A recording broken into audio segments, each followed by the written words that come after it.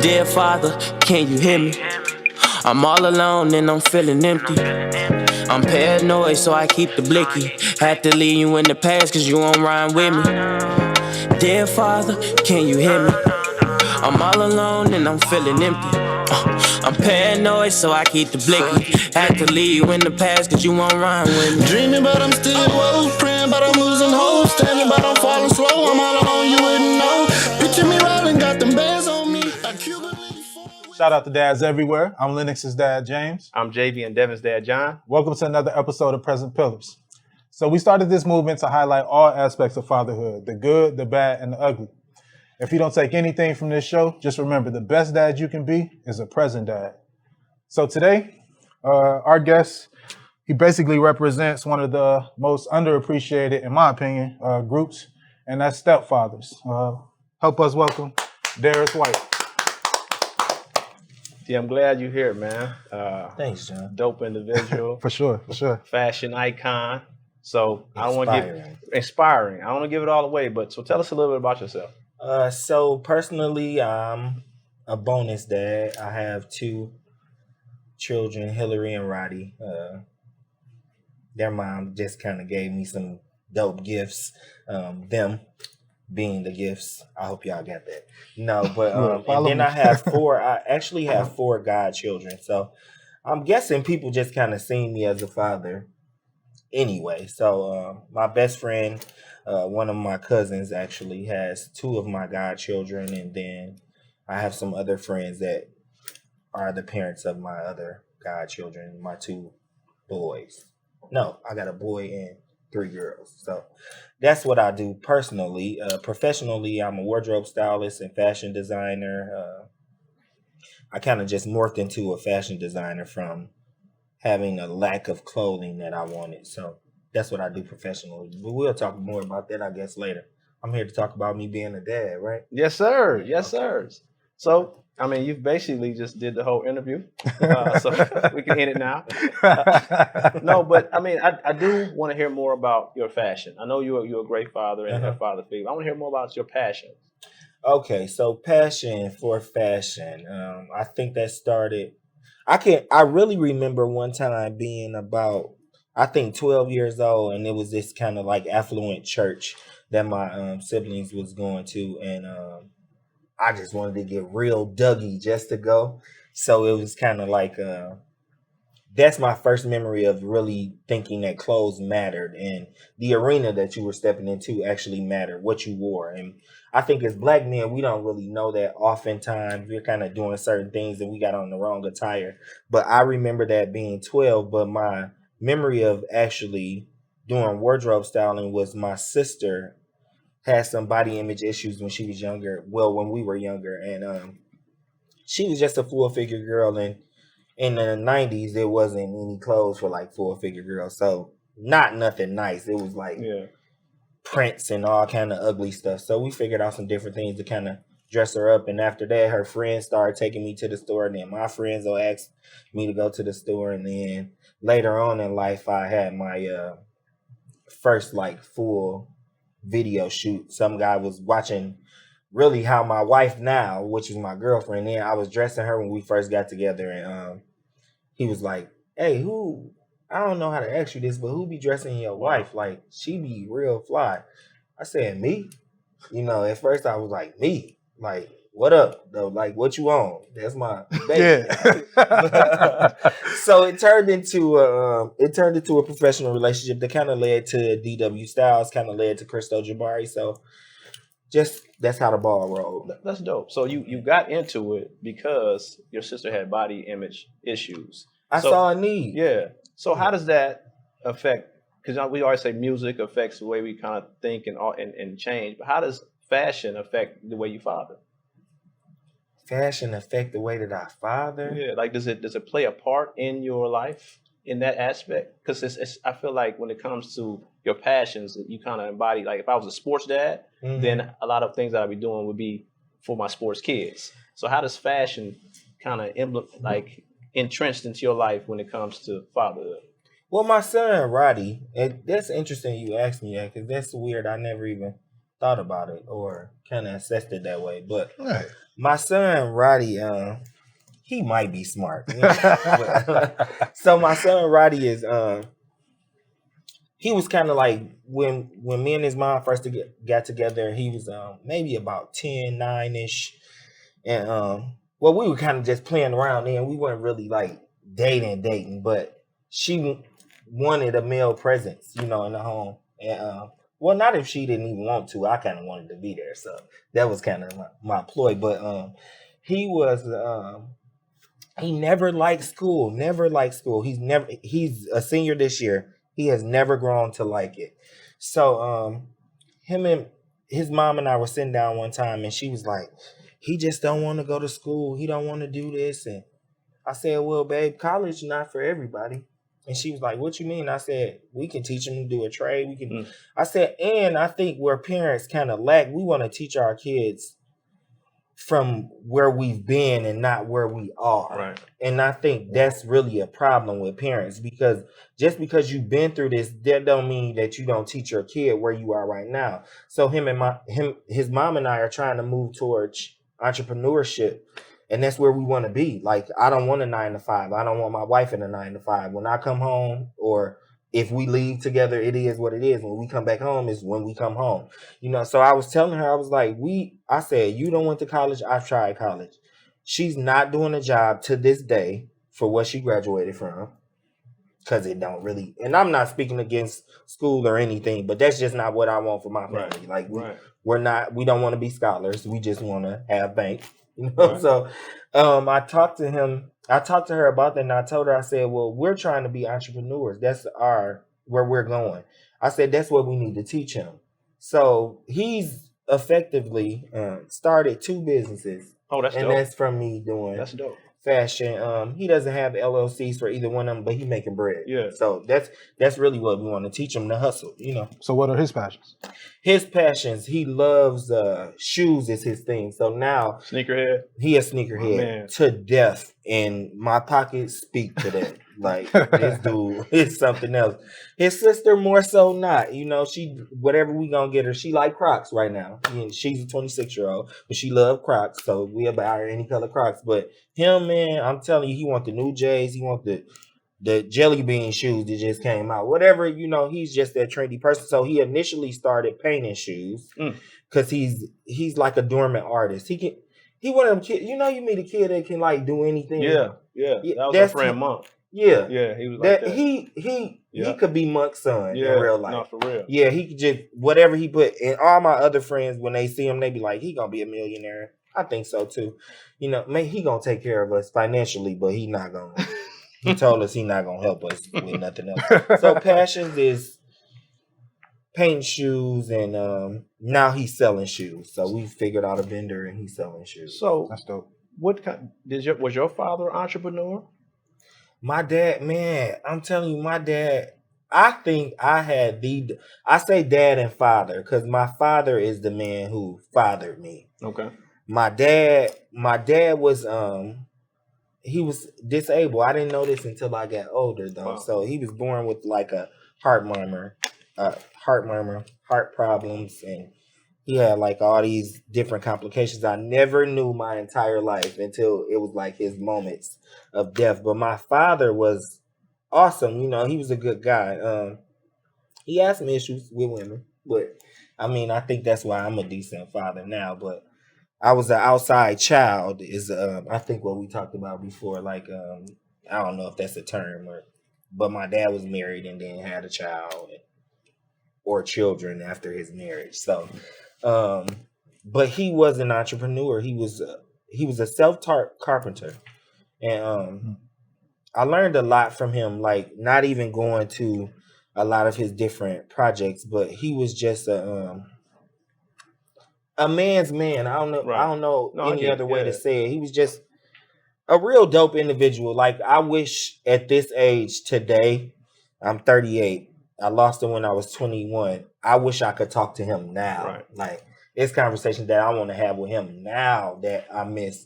And I think that's why I try to be so present, or why I'm so present in my home life, because I don't know, man. I don't want. I can't determine the time when I pass or when I leave. But what I can do is make sure that my children and my wife. Ooh, this got me, man.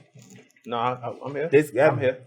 But I can make sure that I'm there, man. Absolutely. That's it. At present pillars. That's why we do this. And you are a fantastic dad. You're amazing. I try to be, man. Right. I love that term, bonus, right? Yeah, bonus. Yeah, I hate stepdad. I had a dad and I had a father. I had a dad that was in my house, and I had a father. You know, fathers teach you different things. A dad is there like emotionally, you holding on to a kid, but your father just birthed you into the world, and they give you kind of what you need to be here. So and it's different. I want to touch on something too. You said earlier that could help someone else. You said that you didn't know what it was called. You said maybe I was called an outside kid. Yeah. How did that affect you as a man? It was difficult. As a son, as a father. I think more so of a man, it affected me in a positive way, more so than it was detrimental to me in my family life. I think it was more healthy for me to be an outside child, because then I know not to.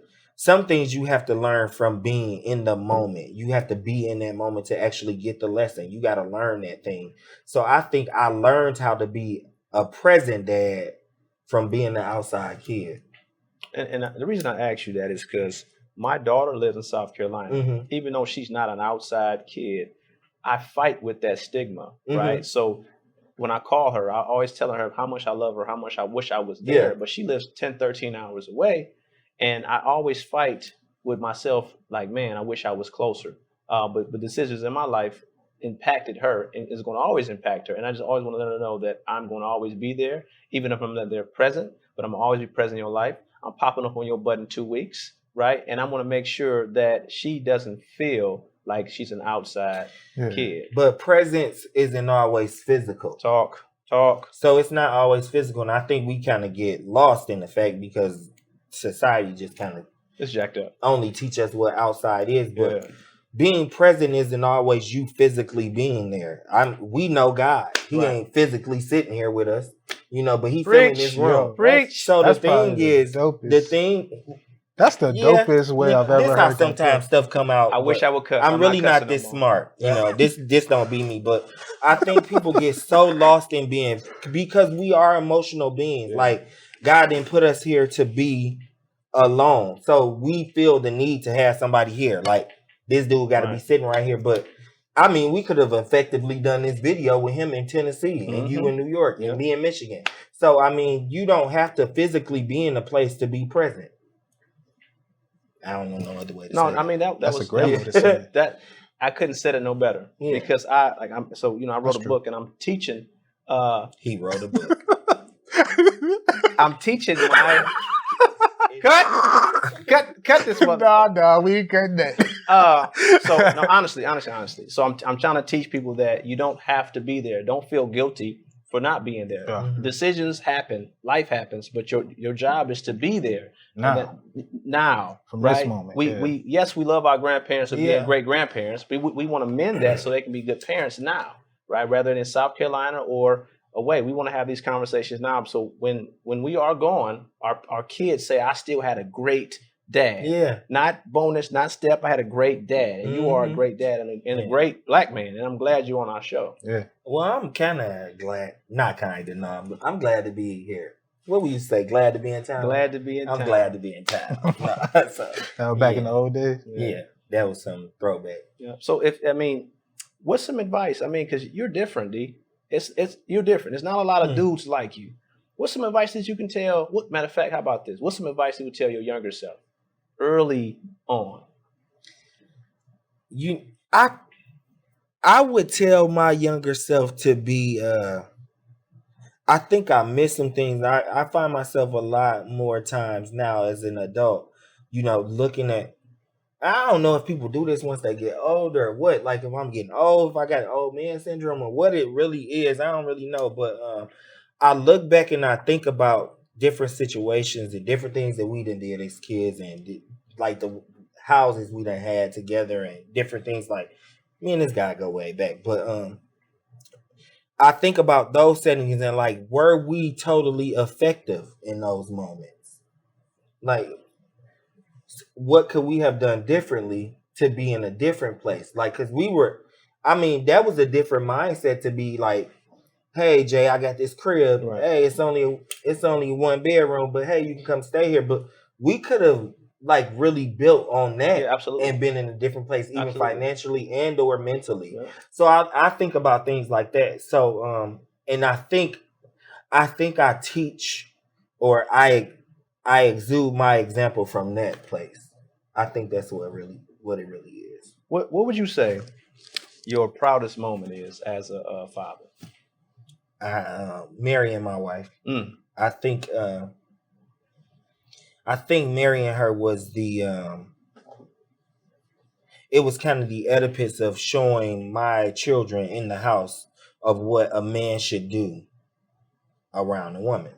And I think or how I should lead a family. I think I was leading in the wrong direction. Whoa. And we got a problem with being leaders when that's kind of like where we were birthed into as a man. Now, I'm not saying like women are lower than men or anything like that, but I think marrying my kid's mother showed them what happens in a relationship, how it should evolve. Now, it evolved really slow, and I ain't really proud about that, but I did know when I met her that she was my wife, but there were some things in me that I had to get out in order to be a husband. So I hate that my kids had to see some of those things. Not that I stepped out on my wife or anything like that, but it was some things that me as a man, I had to do a little bit differently. I had to adjust to be a husband, because it's a difference. This ain't just your girlfriend. This somebody that you done vowed to take care of, the rest of your life. And I think that is my proudest moment, because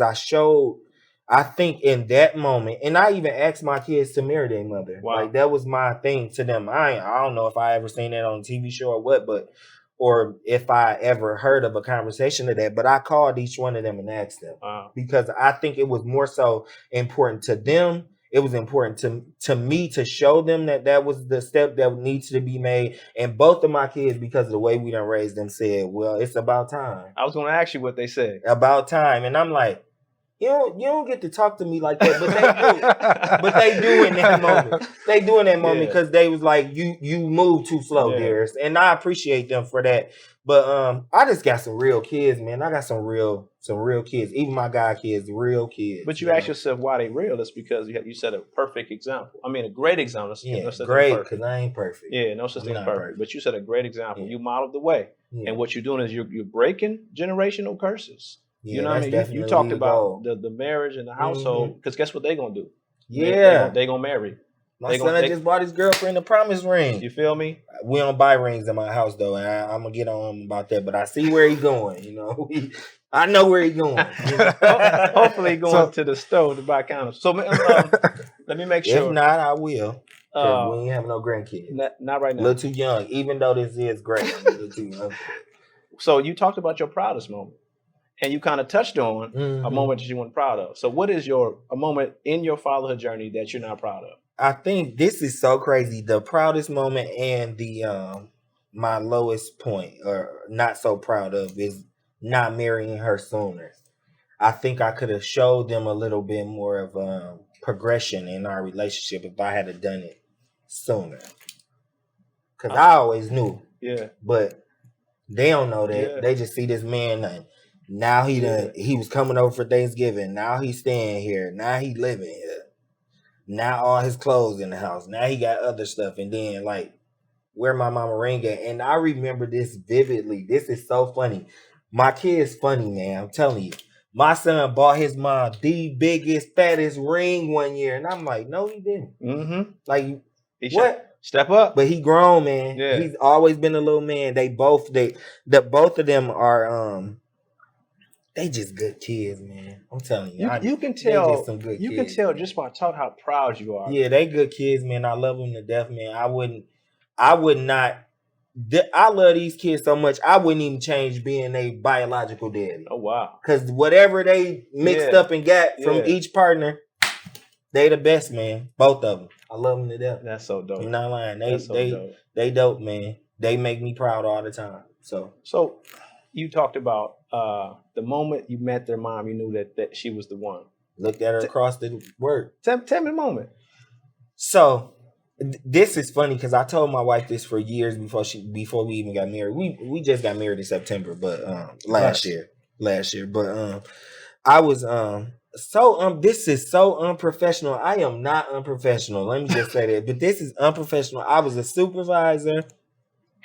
And I did not date this woman for a long time, but I looked at one of my employees and I said, that's the type of lady you marry and give them 2 kids. And he was like, what? He looked at me and said, what? He said, what you say, White? I just dropped my head because I had already said it. I wasn't really that like no, you get mentally, that's what I was thinking, but verbally that should not have hit the earth yet. I'm like, no. So then he said something to me and I was like, man. I said, I'm going to get her. I said, watch. He was like, White, I ain't never heard you say that. I said, that's me, G. I need her. Yep. I waited for a minute, but after that, I was like, I'm telling you, I looked at this woman. This is so crazy, John. You should not have asked me this. I looked at this lady, no lie, looked at this lady, and I feel like heaven opened up like the angels, the sun shine down. I'm looking at her like, said, man, who is this? I still look at her like that today. Wow. Still to this day. How but long that's the moment.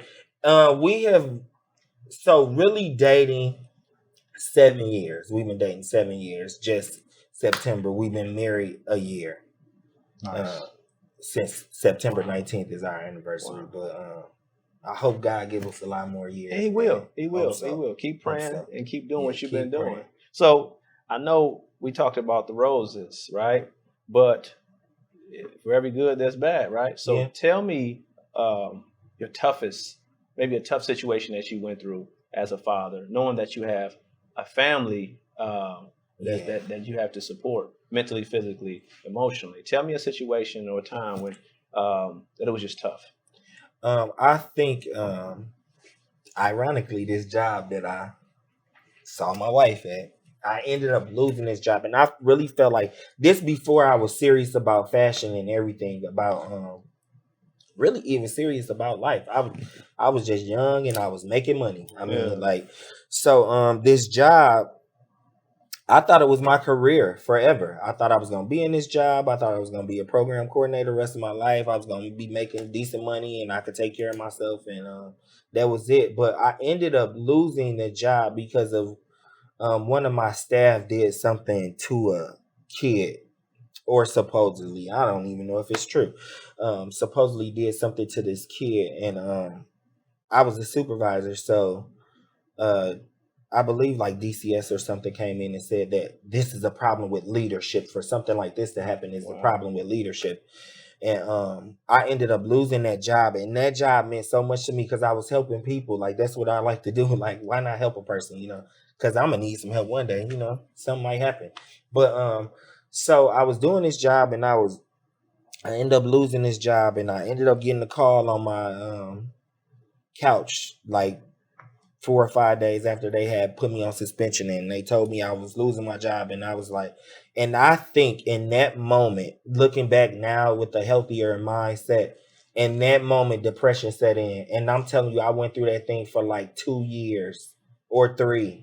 And I was just in this dark place. Nothing was working for me, and I couldn't see nothing in this time frame. My wife put a down payment on a building and got me a store, and I still could not see healthy things from that. And I think being that person in front of my children was not good, because we have to also understand that you introduce things into your household. I introduced the depression into my household. You know what I'm saying? Like, and that's something, depression is a battle with yourself. But when you got other people that's dependent and leaning on you, and you walking around with this funky disposition, and you snapping about everything that woes me and everything, you give your kids that emotion. Like, you give your household that emotion. So then you don't have any more peace in your house. So that was hard, man. And I went through that for so long, and I don't even think some of my friends didn't even know that I was in that place, and like horrible. I'm talking about literally one time, and I don't tell people this often, but this gonna help somebody. Literally one time, I'm sitting at the river in my truck, sitting at the river in South Bend, and I'm like, I should just run this truck in the water. Ain't nobody gonna trip. So I started the car up. My wife, who's my wife now, called and was like, babe, what you doing? You been gone too long. I said, I'm on my way to the house. But had that not happened, and that's the other thing too, you got to make sure you know who you connecting yourself to, like who you're actually marrying. I think it's a lot of people that married the wrong person, and then they want to ask God to get in it. You just married the wrong person. But she was my lifeline in that moment. I'm sure at some point I may have been her lifeline, but in that moment, I wouldn't have been your friend no more. You know what I'm saying? I'd have been in the river dead. And I didn't know that. Truck heavy. My truck run like a tank. Yeah. I'd have been at the bottom of the St. Joe or something. Yeah. And thank God that didn't happen. Yeah. Right? But and from that, look what we talked about. Losing your job was one of the toughest situations, but look what came from that. Yeah, right? so much, man. Chris so told Jabari, much. a beautiful family, a so beautiful much. wife. I never would have did this clothing line At all. Ever. God works in mysterious ways. Never. He puts you in front of us. You know, it's a lesson or a blessing, right? Mm-hmm. And that was a lesson and a blessing. Some are both. Yeah, definitely. Yeah, I believe that. Yeah. So we definitely thankful. Yeah. All right. Thankful. So I want to touch on it just a little bit. You said the depression, right? Yeah. We talk about always breaking generational curses, but in essence, you was kind of creating them, right? Not unknowingly, right? Unaware. Can I challenge that point though? Go ahead. So I feel like depression is saying that you introduced depression. Isn't that kind of like if you got cancer, right? It's not your fault you got cancer, right? Depression. I'm not saying that was my fault, but some things you have to acknowledge. Not a fault. It's not your fault. Right. You just have to acknowledge that I was the Oedipus. No matter if it was on my own thought process or not, if I was trying to do that, but that, I carried that. So you can't, I'm not saying, because depression is something serious. Let me tell you. And it's a constant battle.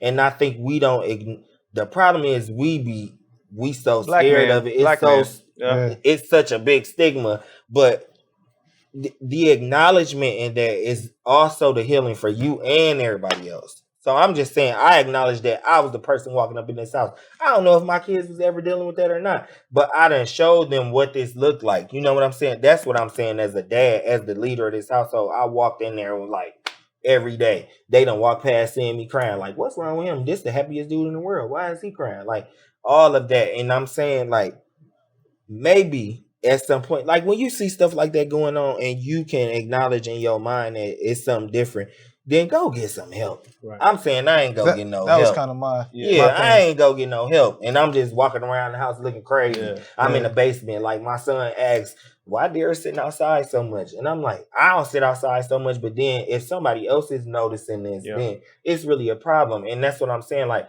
should I have gotten some help? Yes. But can I talk about this a little bit more effectively because I didn't? And me and my wife went through it. Yes, I can also.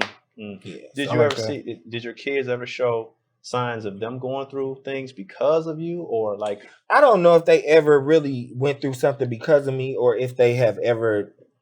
Maybe we done dealt with some depressive moments, but I don't think we have no issues where like, or I don't even want to say it's an issue because that's like kind of taboo in that sense. Yeah. But have we did some hurdles? Yeah, but are they healthy? Yeah. Absolutely. So, what's your parenting style, man?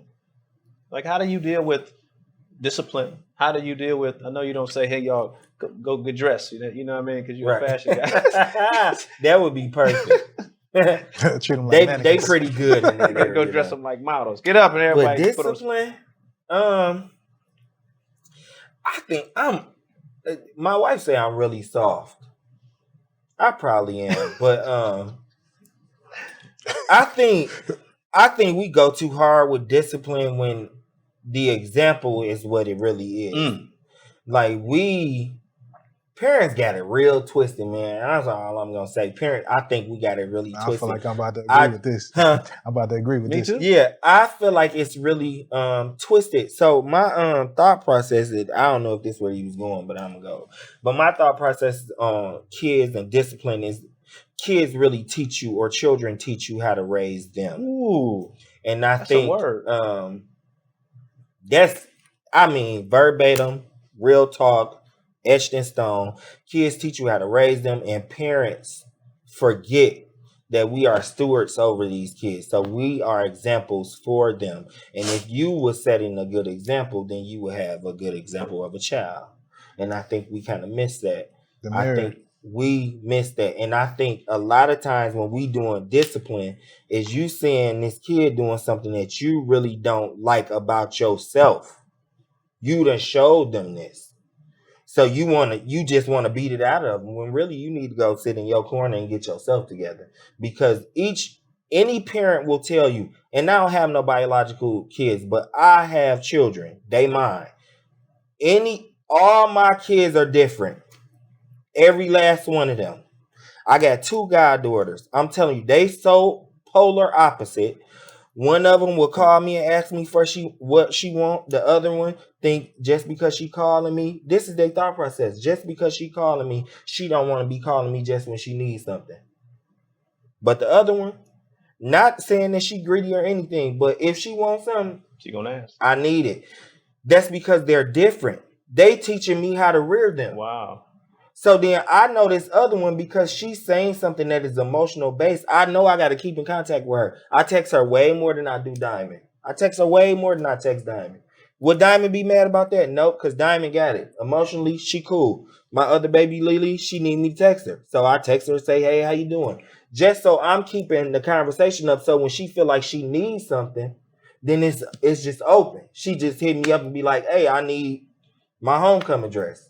Because I've been talking to her, so you do the things necessary for them, not you making them do everything you want them to do. That's stupid. That's a great It's point. backwards. Great point.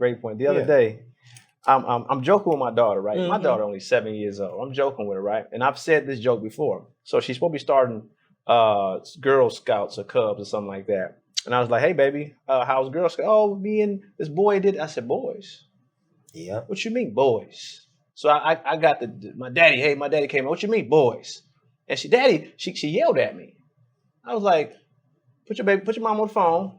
I went off on the mama.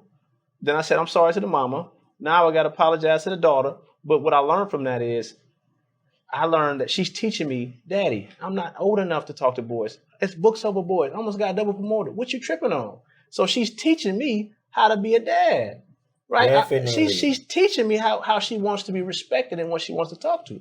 Right? And I'm tripping on boys because I'm in Michigan and she's in South Carolina. And my mind going nuts. I'm thinking about jumping on a plane tomorrow. And she's like, hey, man, don't worry about that. Our kids will teach us how to be parents. We don't have to yell at them. We don't have to get mad at them. And we definitely don't have to whoop them. Because I don't believe in that at all. My mom says you get more bees with honey than salt or something like that. My daddy believed in the belt like Pootie Tang. He used to but sleeves out of me. That don't work. Nah, I mean, we still, okay, this is a black show, right? Yeah. We still bucking against the law, and we was enslaved for how long? Yeah. I mean, beating those don't work. At all. There's people out here with no limbs because they just got beat to death. And I'm trying not to laugh at that. Man, I am not joking. It's not a joke. It's not a joke. What?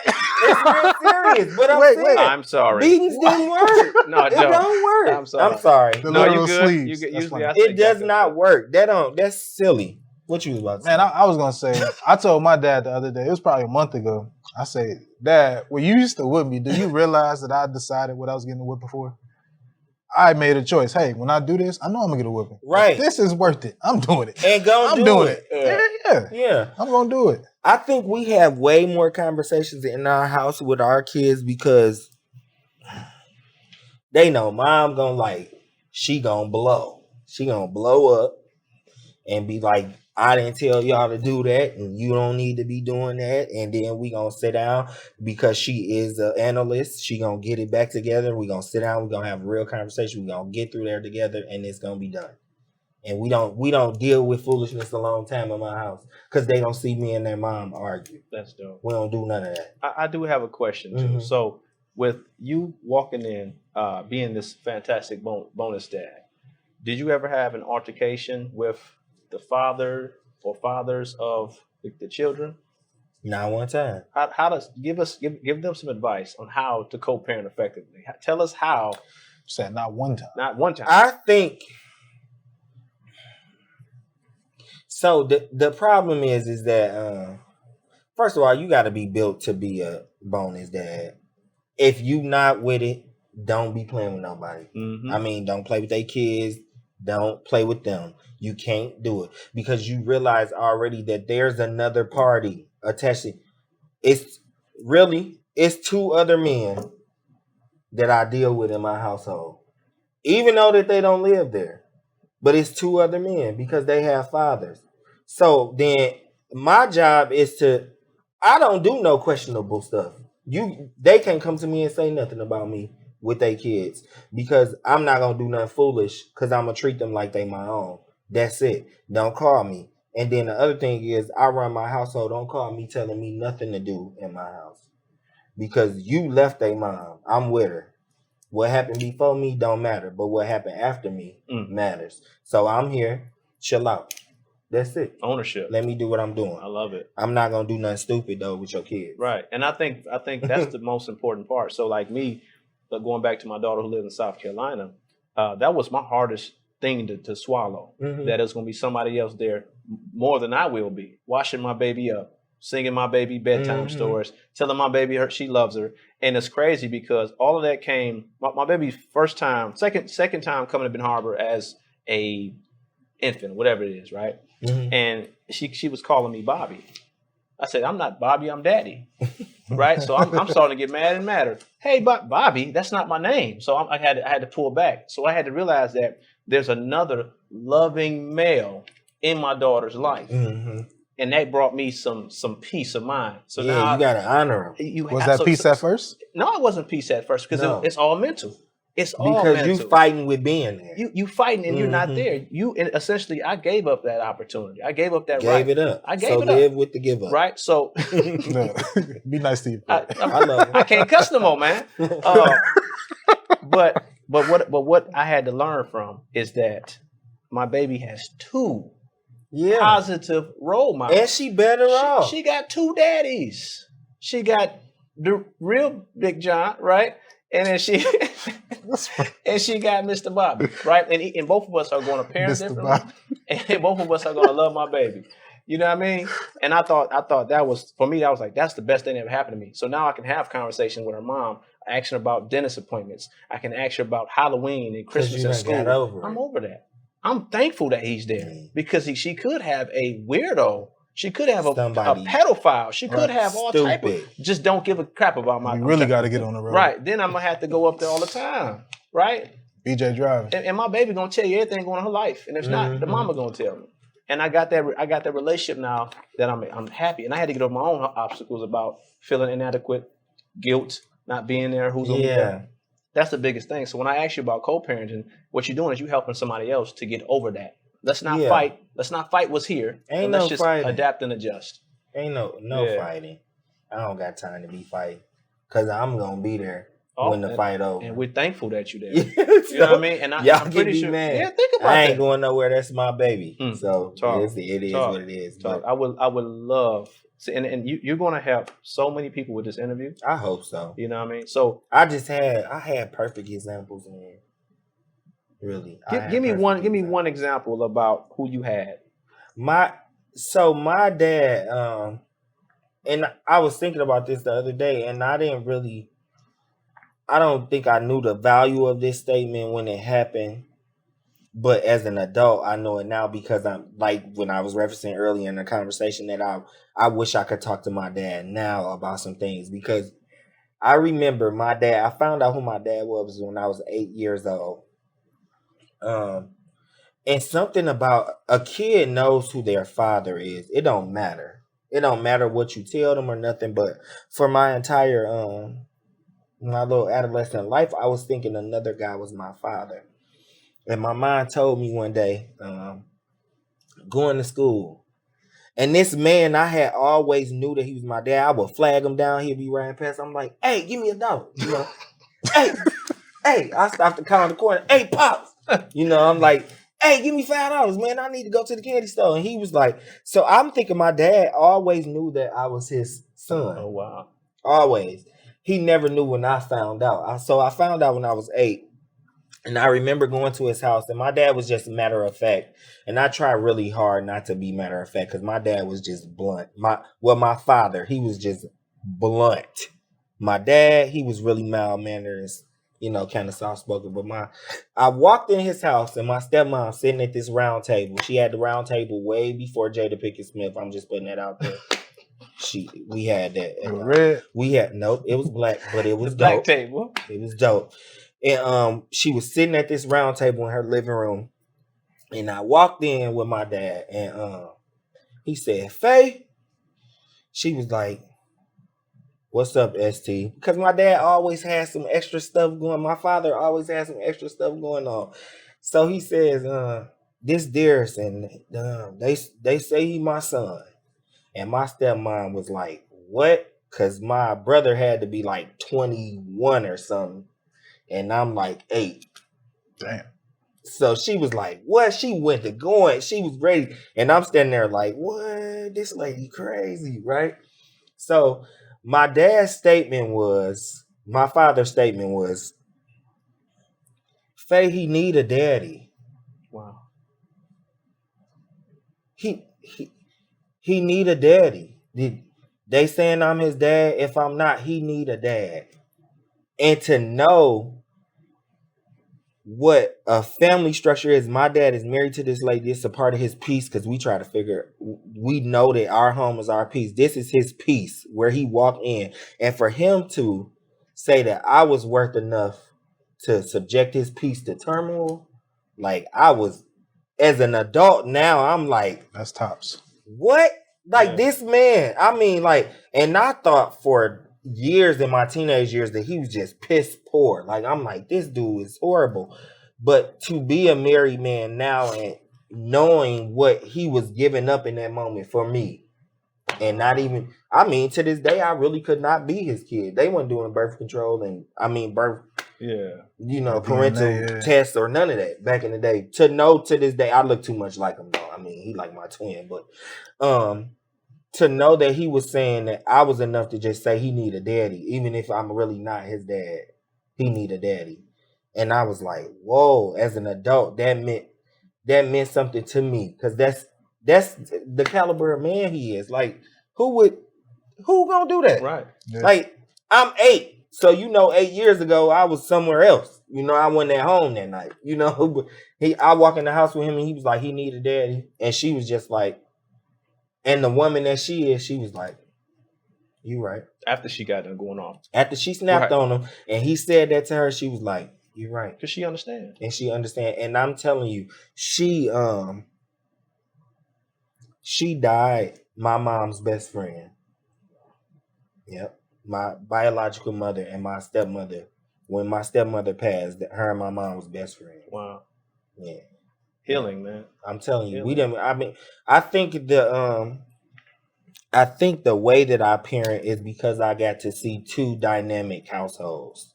I got to see the inner workings of 2 marriages that meant something.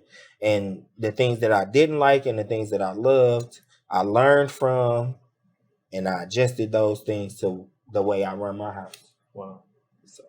And that's a testament to who you are. So, I mean, to them, really. Yeah. No, yeah, definitely. Yeah, definitely. That's a testament to them because I had some awesome people. I've lost 3 of them. I still got a mama. She's 70, but that's my girl. Foundation was great. It was really good, and it's really weird because I think it takes us some time to age and grow to actually know how dynamic some things are, and my foundation was great, man. I mean, I had my father, St. Jenkins, my mom, Faye, and my stepdad, John. I mean, they were some awesome individuals, man. I'm telling you, I couldn't have asked for nothing better. I mean, where one of them lacked, I think I got it from the other one. And just for my parents to be adults in those moments. Like my stepmom was my babysitter, basically. I went over her house every day after school because my mom was working. And just for them to become friends, like we took my stepmom on her first flight. She argued with my dad my whole life. I was 21. She made my dad drive her everywhere. My father, he drove her everywhere. She went on her first flight with me and my mom. Like, you can't, how I'm gonna be mad with somebody daddy? My stepmama, I can't. Yeah. I have to exude what I was brought up in. So That's really dope. I mean, I tell everybody now, because like my dad, now that I'm a dad, right? I look at some of the things that happened to me or the way I was raised. I'm like, man, I didn't like that, or I didn't like this, and I judge them harshly, right? But now that I'm a dad, I'm like, damn, like who knows how he was raised? You got to bag off. Right? What? You got to bag off. What? Because it's a great deal of empathy that came with me being a dad. I'm like, whoa, right? And I had to apologize to that man. I'm like, yo, I definitely judged you harshly. Like you didn't deserve the distance, the comments. You know, what? And then I think we be so lost with the parenting aspect of a lot of things. Like just from me being a kid and now being an adult, I think we get so lost. But my stepmom taught me. After my dad died, my stepmom lived maybe about. I think I was thirsty. Maybe she lived about 10 more years. So I might have been like 31 when she passed. But she taught me so much. Like, I felt like my relationship with my dad continued to progress after he had passed because I had my stepmom. Like, she taught me so much about him. She was so honest. She was like an open book with things she would tell me. We had conversations like we was friends, and I understood him more. Like, I'm like, dang, he could have lived a little bit longer till I got to this point, but some things are better. Some things you can't honor until they're gone because you don't get the meaning of it. And I think their death kind of signifies what the meaning will be to you. So, yeah. Gee, that's extremely deep. I'm trying not to be. No, I appreciate it because this whole show is about empowering, inspiring fathers. Yeah. And I'm over here fighting back tears, right? Listening to your story earlier a couple times. That's gotta be. But you know what?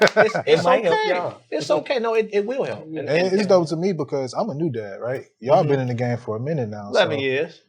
My son just got braces. Shout out to braces. You know what I mean? $900. Who is deposit? Who gloating about stuff like this? I don't understand. I don't get like. it. Are we ranking fatherhood at this point? No, I think so. I think I'm third right now. There's no such thing as ranking. John, I'm gonna tell you one thing. You whispered it, bro. But his shoulders too big to be making him feel like he got shoulder pads on. Don't let that fool. Okay, whatever. Because I'm on his team. I'm gonna show you my gun. So, wow. So we gotta take the part out. Please edit that part out. D, it's been a pleasure. This is it. Is there anything you would like to tell the audience about? Is there anything you would like to talk about yourself about before we end? First of all, I got some gifts for these fools. Yes, I've been waiting for this. Oh, or not money fools, or dads. So this is my brand that we talked about. Christo Jabari. He gets small. In Swahili, this means Christ the Supreme Ruler. So a lot of times people be like, oh, I just love the way your clothes feel. And, oh, this is so dope. And I'm really not gloating. I hear this a lot. But really, it's the meaning behind the clothes. They're acknowledging what it really is before they even know the meaning. So it's Christ the Supreme Ruler. I am DW Styles on almost every social media platform. Twitter, Facebook, Instagram. What's the other one? YouTube, something else, Clubhouse. If you Google me, it's DW Styles. And I got like the first page of Google. I'm pretty dope at this point. No, I'm just playing. But Google me, DW Styles. On some of those platforms, it's DW Styles 28. So you can find me on any of those. But I got some gifts here for. I'm rocking this T-shirt. Shout out to Young Monk, the Great Lake Shout out to Ambassador. Monk. Big Monk. Makes my graphic tees for me, and this is a T-shirt that basically, this is not going to be dead stocked. I'm not making these anymore. So after these are gone, it's just it. I think you guys are like number 18 and 19 or something. I only got 18? like 25 of them. Can I be 18? You'll be 18. I like being last. So this is the brand. That's DW Styles. If you see that, that's me. You see that DW Styles with the hanger. I think Monk made that. That's nasty. Monk might have made that. I don't Shout know. out to Monk, man. But Monk did this T-shirt for me, and he double branded it. He also is a marketing genius too, right, y'all? That's a fact. If you don't know, but this is both of my logos. This is the Crystal Jabari, and this is DW Styles, which is the wardrobe styling part of my brand. So I'm not doing a shirt with double logos ever again, probably. So this is it. It's one and done.